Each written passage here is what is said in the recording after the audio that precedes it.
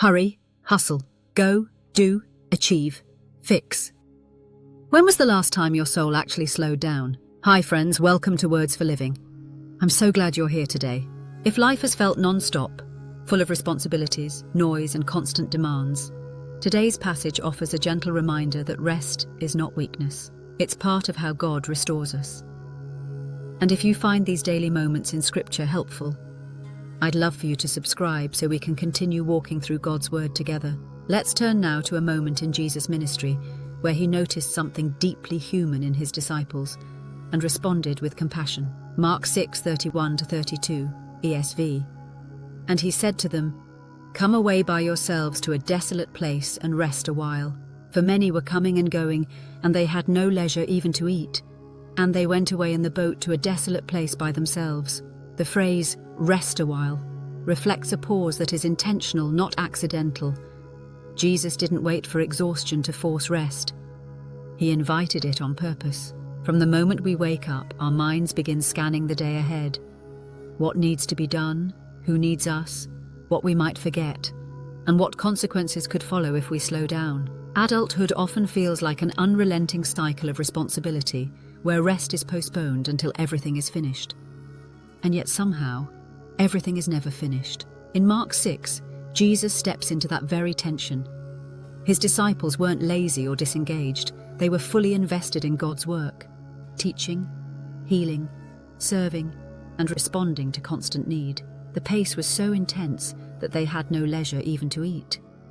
And still, Jesus does not commend their endurance or push them to keep going. Instead, he pauses the mission long enough to care for the people carrying it out. "Come away by yourselves to a desolate place and rest a while." That invitation reveals the compassion of Christ in a profound way.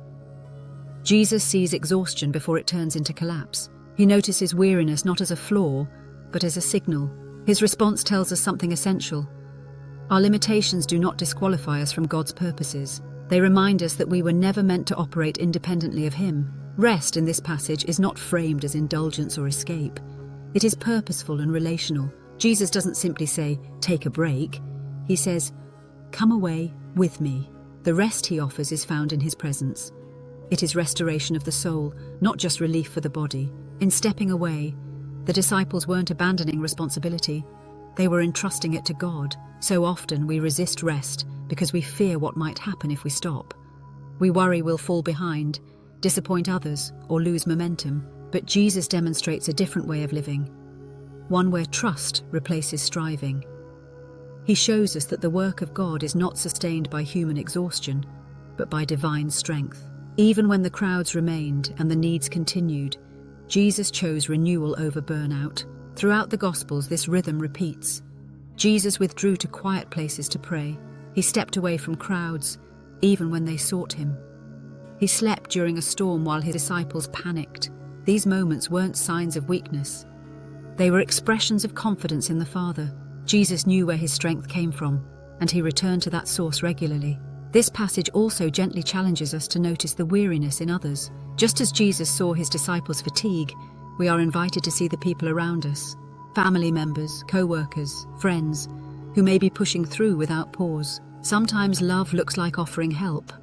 Sometimes it looks like encouragement. And sometimes it looks like giving someone permission to rest when they feel they cannot give it to themselves. Rest recalibrates our hearts.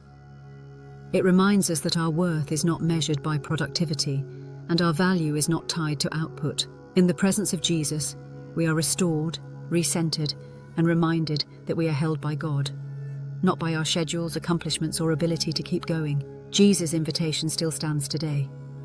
Come away and rest a while. It is not a rebuke. It is a gift. If you're exhausted today, know this. Jesus sees you. He is not disappointed by your need to rest. He understands your limits, and he lovingly invites you to step away, not to escape responsibility, but to be restored in his presence. Rest is where strength is renewed and clarity returns.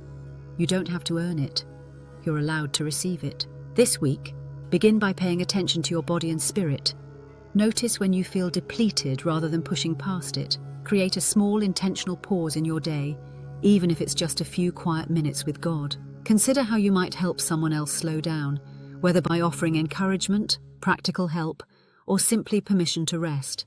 And when guilt surfaces, remind yourself that rest is an act of trust, not neglect. Let's pray. Jesus, you are the good shepherd who leads me into green pastures and beside quiet waters to restore my soul. Help me notice when I'm overwhelmed and tired, and give me the humility to accept your invitation to rest in your presence. Teach me to trust you with what I lay down. In Jesus' name, Amen.